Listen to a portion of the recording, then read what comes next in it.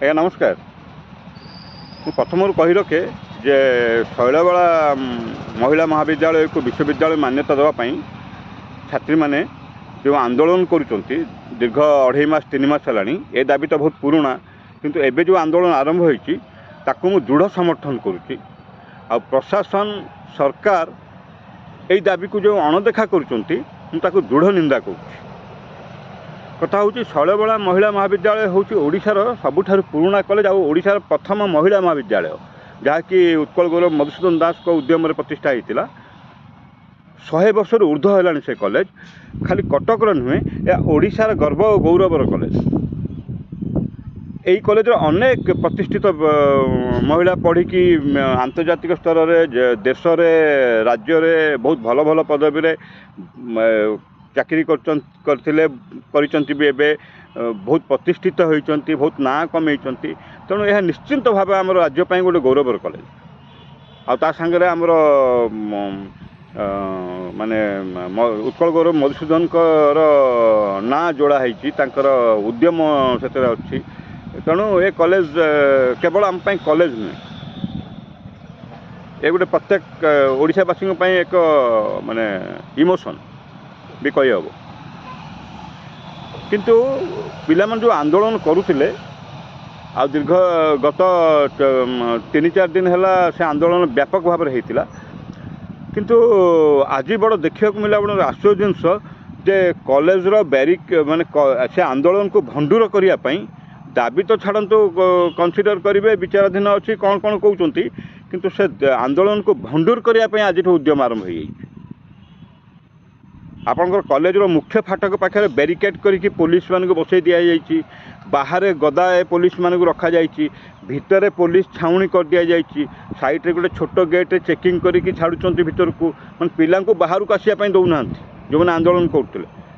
ପଛପଟେ ଗୋଟେ ଗେଟ୍ ରଖିଛନ୍ତି, ସେହି ଗେଟ୍ ବାଟେ ଯିବା ଆସିବା କରୁଛନ୍ତି ଯଦି ଯେଉଁମାନେ ଆସୁଛନ୍ତି।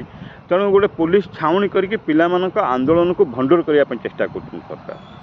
କ'ଣ ଏଥିରେ ମାନେ କ'ଣ ଅଛି? ଗୋଟେ ବିଶ୍ୱବିଦ୍ୟାଳୟ ମାନ୍ୟତା ଦାବି କରୁଛନ୍ତି ପିଲାମାନେ।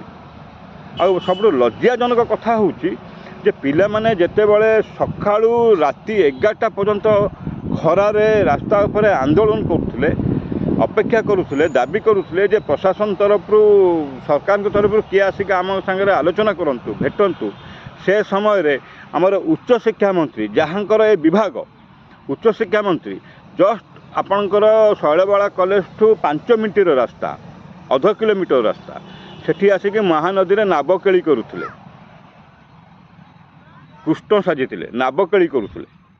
କିନ୍ତୁ 5 ମିନିଟ୍ ସମୟ ବାହାର କରି ଆସି ପିଲାମାନଙ୍କୁ ଭେଟିବା ପାଇଁ ତାଙ୍କ ମନ କହିଲାନି। କାହିଁକିନା ଲୋକଙ୍କ ସରକାର, ହଁ ବିଗତ ସରକାର ଅନେକ ଅବହେଳା କରିଥିଲା, ଏ ଦାବି ପ୍ରତି ଅବହେଳା କରିଥିଲା। କିନ୍ତୁ ବିଗତ ସରକାର ଅନେକ ଇନଫ୍ରାଷ୍ଟ୍ରକ୍ଚର ବି କରିଥିଲା ସେ କଲେଜର, ଭିତ୍ତିଭୂମି ବହୁତ ବଢ଼ିଆ କରିଛି ସେ କଲେଜର, ତାକୁ ଅଣଦେଖା କରିପାରିବେନି। କିନ୍ତୁ ଏ ଦାବିକୁ ବିଗତ ସରକାର ମାନେ ଅବହେଳା କରିଥିଲେ। ଏ ଦାବି ବହୁତ ଦିନରୁ ପୂରଣ ହୋଇଯିବା କଥା ଥିଲା, ଯେତେବେଳେ କି ଛାତ୍ରୀମାନଙ୍କୁ ଆନ୍ଦୋଳନ କରିବା ପାଇଁ ସୁଯୋଗ ମିଳିନଥାନ୍ତା। କାହିଁକିନା ଏ କଲେଜକୁ ବିଶ୍ୱବିଦ୍ୟାଳୟ ମାନ୍ୟତା ବହୁତ ଆଗରୁ ଦେଇଦେବା କଥା, କିନ୍ତୁ ବିଗତ ସରକାରମାନେ ବି ଅବହେଳା କରିଥିଲେ। ଆଉ ଏ ସରକାର କ'ଣ କରୁଛନ୍ତି ନା, ଏବେ ଛାତ୍ରୀମାନଙ୍କ ଆନ୍ଦୋଳନକୁ ଭଣ୍ଡୁର କରିବା ପାଇଁ ପୋଲିସ ଛାଉଣି କରିଦେଉଛନ୍ତି କଲେଜକୁ।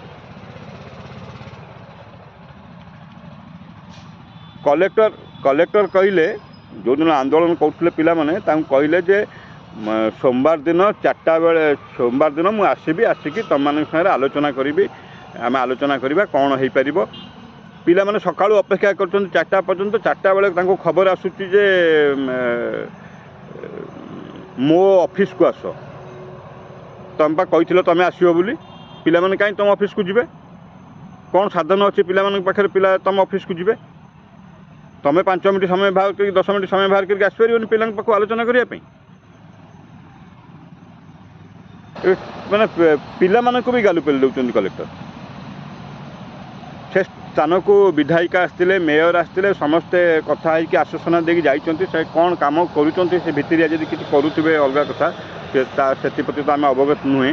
କିନ୍ତୁ ସମ୍ପୂର୍ଣ୍ଣ ସରକାର ଏକୁ ଚାପି ଦେଉଛନ୍ତି ଦାବିକୁ। ମାନେ ବଡ଼ ଆଶ୍ଚର୍ଯ୍ୟ କଥା, ଆମର ଉଚ୍ଚଶିକ୍ଷା ମନ୍ତ୍ରୀ ବାରମ୍ବାର କହୁଛନ୍ତି ଯେ ବିଶ୍ୱବିଦ୍ୟାଳୟ ମାନ୍ୟତା ଦେବା ପାଇଁ ଭିତ୍ତିଭୂମି ଦେଖିବାକୁ ପଡ଼ିବ, ଶୈକ୍ଷିକ ବାତାବରଣ ଦେଖିବାକୁ ପଡ଼ିବ, ଇନଫ୍ରାଷ୍ଟ୍ରକ୍ଚର ଦେଖିବାକୁ ପଡ଼ିବ, କର୍ମଚାରୀ ଦେଖିବାକୁ ପଡ଼ିବ। ତୁମକୁ କିଏ ମନା କରୁଛି? ସେଗୁଡ଼ା କିଏ କରିବ?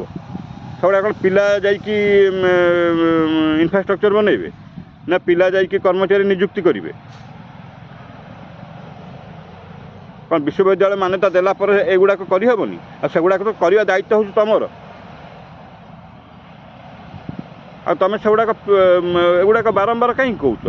ତୁମେ ଦିଅ ଯେ ଆପଣଙ୍କର ଶୈକ୍ଷିକ ବାତାବରଣରେ କ'ଣ କମି ଅଛି, ଆପଣଙ୍କର ଇନଫ୍ରାଷ୍ଟ୍ରକ୍ଚରରେ କ'ଣ କମି ଅଛି, ଭିତ୍ତିଭୂମିରେ କ'ଣ କମି ଅଛି, ତାର ଗୋଟେ ସୂଚୀପତ୍ର ଜାରି କରିକି ଦେଉନାହାନ୍ତି। କର୍ମଚାରୀ କେତେ ସର୍ଟେଜ୍ ଅଛନ୍ତି ତାର ଗୋଟେ ସୂଚୀପତ୍ର ଜାରି କରିକି ଦିଅନ୍ତୁ, କଲେଜ କର୍ତ୍ତୃପକ୍ଷକୁ ଦିଅନ୍ତୁ, ଓଡ଼ିଶାବାସୀଙ୍କ ଆଗରେ ରଖନ୍ତୁ, କଟକବାସୀଙ୍କ ଆଗରେ ରଖନ୍ତୁ। ଲୋକ ଜାଣିବେ ଯେ ହଁ ଏଇ ଅସୁବିଧା ଅଛି। ଏଇ ଅସୁବିଧା ହେଲେ ବି ମାନ୍ୟତା ଦେଇହେବ, ମାନ୍ୟତା ଦେଇକି ତାକୁ ସଜାଡ଼ି ହେବ। ପୂର୍ବରୁ ଯେଉଁ କଲେଜମାନଙ୍କୁ ବିଶ୍ୱବିଦ୍ୟାଳୟ ମାନ୍ୟତା ଦେଇଛନ୍ତି କ'ଣ ସମସ୍ତଙ୍କ ଭିତ୍ତିଭୂମି ପୁରା ଏକଦମ ଫିଲ୍ଅପ୍ ଥିଲା? ଆମ ଆଖି ଆଗରେ ରମାଦେବୀ କଲେଜକୁ ଦିଆହେଲା ସେତେବେଳେ ରମାଦେବୀ କଲେଜ କ'ଣ ଥିଲା? ଯେତେବେଳେ ବିଶ୍ୱବିଦ୍ୟାଳୟ ମାନ୍ୟତା ଦିଆହେଲା ତାପରେ ତାକୁ ସଜଡ଼ା ହେଲା। ରମାଦେବୀ ଭୁବନେଶ୍ୱରରେ ଅଛି ବୋଲି ଜଲ୍ଦି ଦେଇଦେଲେ। ତ ଦେଇଛନ୍ତି, ଭଲ କରିଛନ୍ତି, ଦେଇକି ତ ପୁଣି ତାକୁ ସଜଡ଼ା ହେଲା ନା, ତାକୁ ସେଇ ହିସାବରେ ତାକୁ ପୁଣି ବିଶ୍ୱବିଦ୍ୟାଳୟ ଆକାରରେ ତାକୁ ସଜଡ଼ା ହେଲା। ତେଣୁ ଇଏ ବି କରିହେବ। ଏବେ ତ ଶୁଣିବାକୁ ମିଳୁଛି କ'ଣ ୟାର ଶୈଳବାଳା କଲେଜର କିଛି ଜମି କିଛି ଇଏକୁ ସରକାର ନେଇଯିବା ପ୍ଲାନ୍ରେ ଅଛନ୍ତି ବୋଲି ଶୁଣିବାକୁ ମିଳୁଛି। ହେଇଥିବ, ଗୋଟେ ଖବର ପ୍ରକାଶ ପାଇଥିଲା ଆପଣଙ୍କର, ଗୋଟେ ଖବରକାଗଜରେ ବୋଧେ ଯଦି ମନେ ପଡ଼ୁଛି ମୋର ସମ୍ବାଦରେ ପ୍ରକାଶ ପାଇଥିଲା ପ୍ରାୟ 5 ମାସ 6 ମାସ ତଳେ, ଯେ କଲେଜର କିଛି ଜାଗାକୁ ସରକାର ନେଇକି ଗୋଟେ କ'ଣ କରିବା ପାଇଁ ପ୍ଲାନ୍ କରୁଛନ୍ତି। ଆରେ ଇଆଡ଼େ କହୁଛ ଭିତ୍ତିଭୂମି, ଇଆଡ଼େ କହୁଛ ଇନଫ୍ରାଷ୍ଟ୍ରକ୍ଚର, ଇଆଡ଼େ କହୁଛ ଏତେ କଥା କହିଦେଉଛ, ଜାଗାଟାକୁ ନେବା ପାଇଁ କାହିଁକି ପ୍ଲାନ୍ କରୁଛ? କଲେଜକୁ ବିଶ୍ୱବିଦ୍ୟାଳୟ ମାନ୍ୟତା ନିହାତି ଦେବା ଉଚିତ। କାରଣ କଟକକୁ ତ କଟକର ପରିଚୟ ଯେତେଟା ଅଛି ତା ଭିତରୁ ଶୈଳବାଳା କଲେଜ ବି ଗୋଟେ ପରିଚୟ। କଟକରେ ଅନେକ ପରିଚୟ ଅଛି, ତା ମଧ୍ୟରୁ ଶୈଳବାଳା କଲେଜ ମଧ୍ୟ ଅନ୍ୟତମ। ତେଣୁ ସରକାର ଏ ବିଷୟରେ ଗୁରୁତ୍ୱର ସହ ବିଚାର କରିବା କଥା। ପିଲାମାନେ ଦାବି କରୁଛନ୍ତି, ବାରମ୍ବାର ଦାବି କରୁଛନ୍ତି। କଟକବାସୀଙ୍କର ସମର୍ଥନ ଅଛି, ବାର୍ ଆସୋସିଏସନର ସମର୍ଥନ ଅଛି, ଅନେକ ବୁଦ୍ଧିଜୀବୀଙ୍କର ସମର୍ଥନ ଅଛି, ପ୍ରାୟ ବୁଦ୍ଧିଜୀବୀଙ୍କର ସମର୍ଥନ ଅଛି। ସମସ୍ତେ ପୁରା କଟକବାସୀ କ'ଣ ଓଡ଼ିଶାବାସୀଙ୍କର ସମର୍ଥନ ଅଛି ପିଲାମାନଙ୍କ ଆନ୍ଦୋଳନକୁ। ତେଣୁ ସରକାର ଏହାକୁ ଗୁରୁତ୍ୱର ସହ ନେବା କଥା। ଆଉ ଉଚ୍ଚଶିକ୍ଷା ମନ୍ତ୍ରୀ ବାରମ୍ବାର ଗାଲୁ ପେଲିବା ଉଚିତ ନୁହେଁ।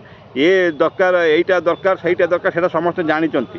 ଆପଣ ମନ୍ତ୍ରୀ ହେବା ଆଗରୁ ସେ ଅଛି, ସେ ନିୟମ ସମସ୍ତେ ଜାଣିଛନ୍ତି। ଆପଣ ଏବେ ନୂଆ ନୂଆ ବ୍ରାହ୍ମଣ ହେଇଛନ୍ତି, ସେଥିପାଇଁ ଭାତକୁ ଅନ୍ନ କହୁଛନ୍ତି।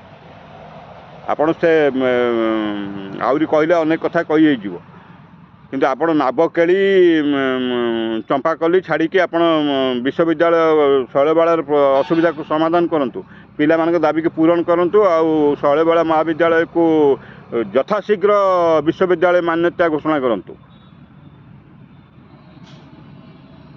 ଏତେ ନାଟ, ଏତେ ଚିକଣ କଥାର କୌଣସି ଆବଶ୍ୟକତା ନାହିଁ। ପିଲା ଦାବି କରୁଛନ୍ତି, ଯଦି କିଛି କମି ଅଛି ଆପଣ ସୂଚୀପତ୍ର ଜାରି କରିକି ଜଣାନ୍ତୁ। ବିଶ୍ୱବିଦ୍ୟାଳୟ ମାନ୍ୟତା ପ୍ରଦାନ କରିକି ତାପରେ ଇନଫ୍ରାଷ୍ଟ୍ରକ୍ଚରକୁ ଆପଣ ଯାହା ଯାହା ଆବଶ୍ୟକ ଅଛି ତାକୁ ପୁରା କରନ୍ତୁ।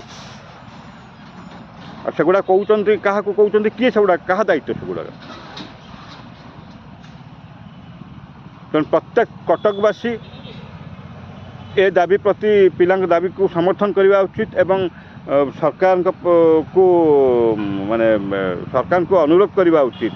এই আন্দোলনের প্রত্যেক কটকবাসী সামিল হওয়া কথা, পিলাମାନଙ୍କୁ সমর্থন করা কথা, যে সরকারଙ୍କ উপরে চাপ পকাইবা কথা যে শৈলবাଳା মহাবিদ্যালয়କୁ যথাশীঘ্র বিশ্ববিদ্যালয়ের মান্যতা দিয়া যাও।